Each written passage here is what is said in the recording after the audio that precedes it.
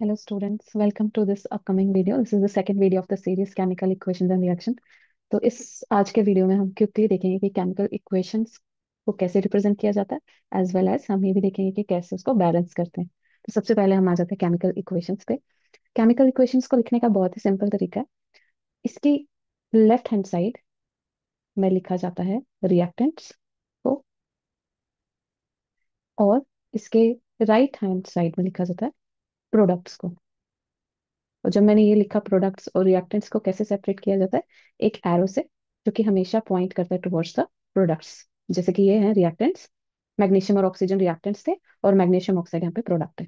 Okay, तो reactants हमारे original substances हैं, और प्रोडक्ट्स जो नया बना है, new substance which is form, right. अगर हमारे बहुत सारे रिएक्टेंट्स या प्रोडक्ट्स हैं तो उनको सेपरेट करने के लिए हम प्लस साइन का यूज करते हैं। जैसे यहाँ पे मैंने मैग्नीशियम और ऑक्सीजन के बीच यहाँ पे क्या लिखा है, plus.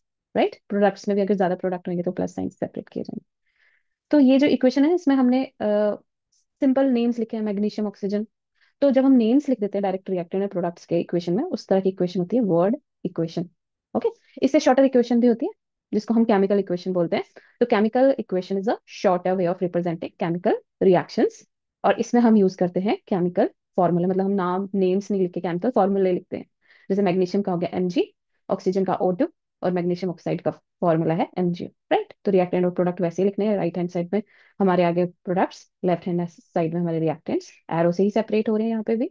Only the thing is कि हमें यहाँ पे केमिकल फॉर्मूले लिखने, राइट।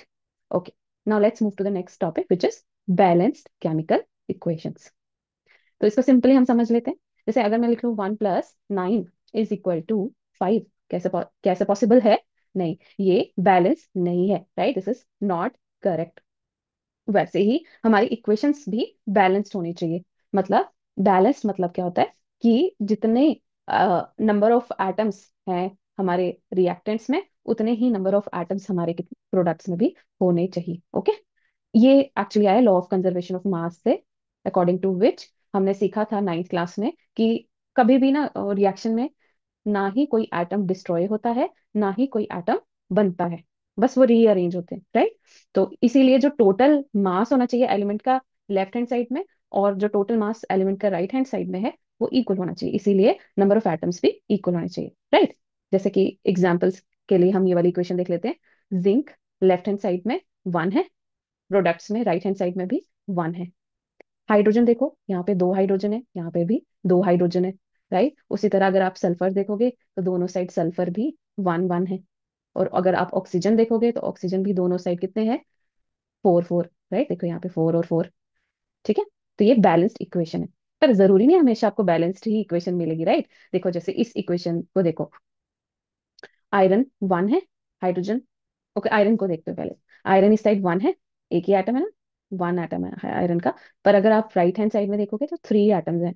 तो यहाँ से अनइक्वालिटी पता लग रही है, राइट। तो अनइक्वालिटी को हमें हटाना है, बैलेंस होना जरूरी है। तो कैसे करेंगे बैलेंस? सबसे पहले आपने स्टेप 1 में क्या करना है, करेक्ट फॉर्मूले लिखने। जब भी आप बैलेंस करने के लिए इक्वेशन लिखोगे, करेक्ट फॉर्मूले लिखो, ओके। फिर फॉर्मूले के साइड में एक बॉक्स बना दो सबके, जैसे यहाँ पे साइड्स में आपको बॉक्सेस मिल रहे हैं। अब बॉक्सेस क्यों बनाए हमने? इस बॉक्स के अंदर हमने कुछ भी छेड़ना नहीं है। Nothing is to be change here, nothing you have to change here inside the box. Okay, now next thing is table बनाओ, list this number of atoms. तो हमने जल्दी से क्विकली टेबल बना लिया। आयरन हमारे रिएक्टेंट्स में 1 ही है, प्रोडक्ट्स में 3 है। हाइड्रोजन यहाँ पे 2 है, यहाँ पे भी 2 है। और ऑक्सीजन अगर आप ध्यान से देखोगे, reactants में only 1 oxygen atom, पर products में there are 4 oxygen atoms, so that's what we have written 1 and 4। okay, now after that what we have to do? देखो अभी हमें पता लग गया ना कि यहाँ पे अनबैलेंस है, ये वाला आयरन भी बैलेंस नहीं है और ऑक्सीजन भी बैलेंस नहीं है, सिर्फ हाइड्रोजन बैलेंस है। तो we will try to balance these elements, right. But how we will do that?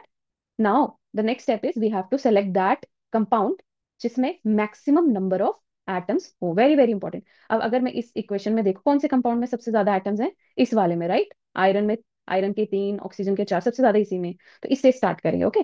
सो इसकी कोई भी एलिमेंट आप स्टार्ट कर सकते हो। जैसे कि यहाँ पे हमने देखा इनिशियली यहाँ पे कितने हाइड्रोजन थे, 2, राइट। 2, सॉरी ऑक्सीजन कितने थे, 1 ओनली। देखो यहाँ पे ऑक्सीजन ओनली 1 है ना, ऑक्सीजन एक ही है। और यहाँ पे कितने, 4 है, राइट। तो मैं क्या इस 1 को 4 से मल्टीप्लाई कर सकती हूँ? हाँ कर सकते हैं। तो 1 को 4 से मल्टीप्लाई अगर मैं करूँ तो ये भी 4 हो जाएगा ना, 1 इंटू 4 4, है ना। तो 4 से मल्टीप्लाई किया, इसलिए यहाँ पे हमने क्या किया, 4 यहाँ पे लिख दिया। 4 के लिखने का मतलब है मैंने इस इन एटम्स को भी 4 से मल्टीप्लाई कर दिया और इन एटम को भी 4 से मल्टीप्लाई कर दिया, तो ऑक्सीजन भी यहाँ पे 4 होगी। और लेफ्ट हैंड साइड में तो हम राइट हैंड साइड में तो हमारी ऑलरेडी 4 थी, तो ऑक्सीजन इस तरह हमारी होगी बैलेंस, जैसे ही हमने ये 4 कोफिशिएंट यहाँ पे लिखा।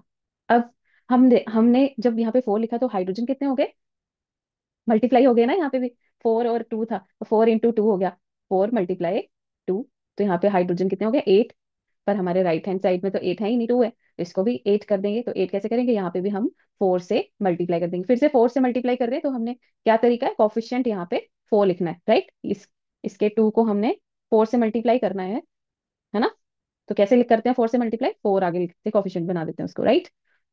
अब हाइड्रोजन भी बैलेंस हो गई 8 8, और ऑक्सीजन भी बैलेंस हो गई 4 4 दोनों साइड। अब क्या अनबैलेंस रह गया, ओनली आयरन इज अनबैलेंस। देखो यहाँ पे आयरन 3 है और यहाँ पे एक ही है, तो कैसे करेंगे, अगर एक को मैं 3 से मल्टीप्लाई कर दूं तो बन जाएंगे ना यहाँ पे भी 3। तो अगर मैंने इसको 3 से मल्टीप्लाई करना है मतलब 3 आगे लिख देना, कॉफिशिएंट में 3 लिख देना है, ठीक है। तो इसका मतलब 3 से मल्टीप्लाई हो गया, तो ये बैलेंस हो गया, इस साइड भी 3 एटम, रिएक्टेंट्स में भी और प्रोडक्ट्स में भी, तो ये बन गया balance chemical equation, 3Fe4H2O Fe3O4 4H2, right. This is balance equation. अगर अगर आप इसको देखोगे तो सारे एटम्स इक्वल हैं, लेफ्ट हैंड साइड में भी राइट हैंड साइड में भी।